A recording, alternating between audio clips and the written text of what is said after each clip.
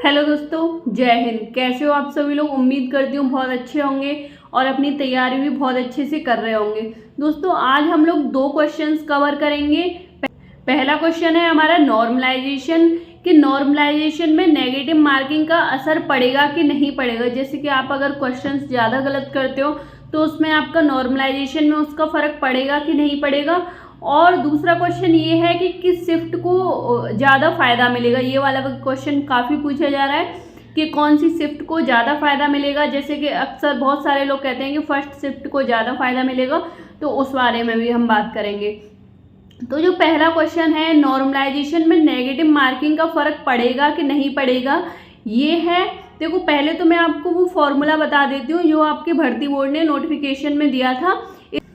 इसमें आपके मार्क्स कैसे होंगे, तो ये फॉर्मूला है सभी शिफ्ट के टॉप स्टूडेंट का एवरेज माइनस सभी शिफ्ट के एवरेज स्टूडेंट अपॉन आपकी शिफ्ट में टॉप स्टूडेंट का एवरेज माइनस आपकी शिफ्ट का एवरेज इंटू आपके मार्क्स माइनस आपके शिफ्ट का एवरेज इंटू टोटल एवरेज। तो ये आपका फॉर्मूला है। ये थोड़ा सा समझना थोड़ा सा क्रिटिकल है, तो मैं आपको एक बहुत ही इजी सी लैंग्वेज में समझा देती हूँ। पहले तो मैं आपको ये बता देती हूँ कि इसमें आपकी शिफ्ट का एवरेज, टॉप स्टूडेंट का एवरेज, आपका एवरेज, ये सारी चीज़ें इसमें कहीं भी नहीं लिखा है कि नेगेटिव मार्किंग के मार्क्स घटेंगे। ओके, तो इसमें नॉर्मलाइजेशन में नेगेटिव मार्किंग का असर पड़ेगा कि नहीं पड़ेगा, ये है 0%।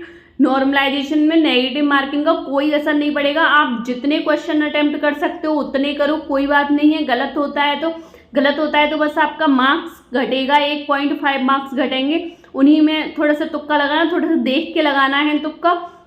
लेकिन ऐसा नहीं है कि अगर आपके ज़्यादा गलत होते हैं तो आपके नॉर्मलाइजेशन में फ़र्क। अब हम देखते हैं कि किस शिफ्ट को ज़्यादा फायदा होगा। जैसे कि आप लोग देख रहे होंगे, जो पहले जिनका एग्जाम 23 तारीख को है उनको ज़्यादा फायदा होगा, 24 तारीख को उनको ज़्यादा फायदा होगा। ऐसा आप लोगों को सुनने में आ रहा होगा। बहुत सारे लोग कहते हैं जिनका एग्जाम पहले होता है उनको ज़्यादा फायदा। हाँ, तब तक पैटर्न का पता नहीं रहता तो और लोग थोड़ा सा अवेयर हो जाते हैं। हाँ, इस टाइप के क्वेश्चन पूछे जा रहे हैं, तो उस तरह से पहली वाली जो शिफ्ट होती है, पहली वाली शिफ्ट का एग्जाम होता है, वो सबसे इजी भी बनाया जाता है, देखा गया है अब तक। तो नॉर्मलाइजेशन का मतलब क्या होता है? नॉर्मलाइजेशन का मतलब होता है बराबर करना, सारी शिफ्ट को बराबर करना। इसमें ऐसा नहीं है कि पहली शिफ्ट को ज़्यादा फायदा मिलेगा, कि दूसरी को ज़्यादा मिलेगा, कि तीसरी को ज़्यादा मिलेगा। मैंने तो ऐसी शिफ्ट देखी हैं, जैसे कि हमारा एग्जाम हुआ था बहुत 12 तारीख से 30-31 तारीख तक एग्ज़ाम चला था। हर दिन 3 एग्ज़ाम होते थे, हर दिन 3 शिफ्ट होती थी। तो उसमें कितना नॉर्मलाइजेशन हुआ था? जिनका एग्ज़ाम लास्ट में था या फिर जिनका बीच में था, उनके 20-20, 25-25 मार्क्स बढ़े थे। तो ऐसा कुछ नहीं है कि फर्स्ट शिफ्ट को ज़्यादा फायदा मिलेगा या फिर लास्ट को मिलेगा। फ़ायदा उसे मिलेगा जिसका पेपर टफ होगा, जिसमें एवरेज स्टूडेंट का एवरेज कम आएगा।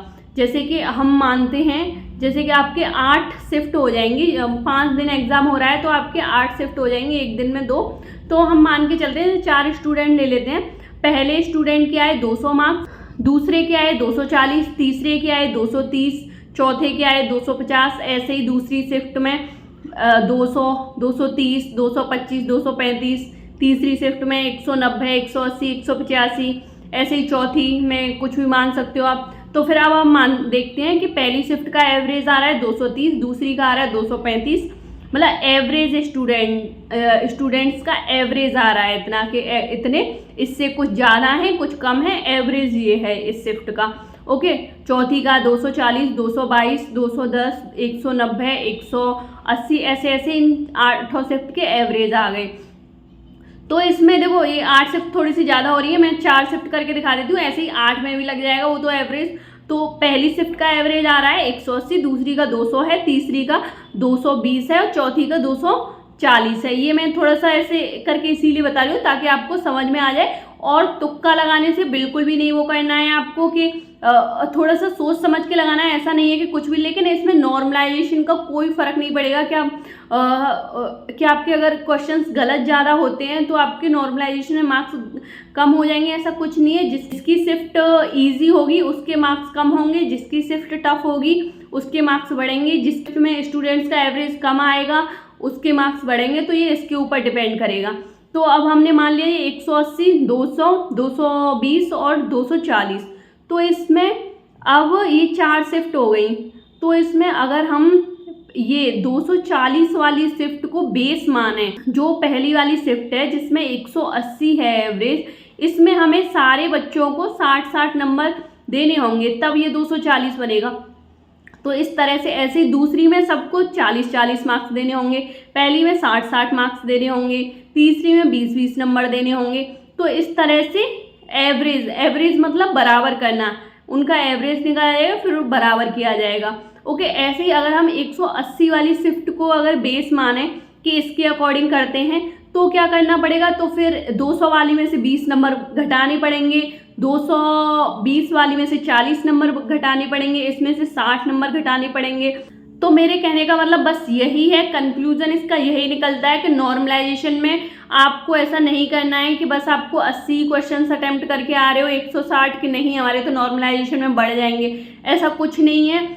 90 आ रहे हैं तो बस 180 अटेम्प्ट करके आ रहे हो, आपको मैक्सिमम अटेम्प्ट करने हैं, मैक्सिमम सही करने की कोशिश करनी है। तुक्का थोड़ा सोच समझ के लगाना है, एलिमिनेट करके लगाना है, और बहुत सारी ट्रिक होती हैं जिससे तुक्का सही निकलते हैं, तो उस तरह से तुक्का लगाना है आपको। और नॉर्मलाइजेशन में किस शिफ्ट को फ़ायदा मिलेगा ये भी कुछ नहीं कह सकते कि किस शिफ्ट को फ़ायदा मिलेगा, ऐसा नहीं है कि फर्स्ट शिफ्ट को ही फ़ायदा मिलेगा, किसी भी शिफ्ट को फ़ायदा मिल सकता है। फ़ायदा क्या, नॉर्मलाइजेशन का मतलब होता है बराबर करना, तो जिसकी भी टफ होगी, नॉर्मलाइजेशन का मतलब होता है बराबर करना, तो जिसकी भी टफ होगी उसके मार्क्स बढ़ा दिए जाएंगे बस। और आपको नॉर्मलाइजेशन और इसके बारे में नहीं सोचना है, जो अपना करने का कर्म होता है हमें बस वही करना चाहिए, हमें बस अपनी तैयारी पे ध्यान देना चाहिए। कैसा भी पेपर आए हमें कोई मतलब नहीं है नॉर्मलाइजेशन की। मैंने भी काफ़ी सारे ऑनलाइन एग्जाम्स दिए हैं, लेकिन मैंने कभी कोई नॉर्मलाइजेशन की वीडियो नहीं देखी है कि नॉर्मलाइजेशन में किसे फ़ायदा मिलेगा किसे नहीं मिलेगा। जो हमें आता है हम वो तो करके ही आएंगे ना, और मैक्सिमम से मैक्सिमम अटेम्प्ट करने की कोशिश करनी है बस। उम्मीद करती हूँ आपके लिए वीडियो हेल्पफुल रही होगी। अगर वीडियो पसंद आई हो तो वीडियो को लाइक करना, चैनल को सब्सक्राइब करना। मिलते हैं अगली वीडियो में। Thank you so much.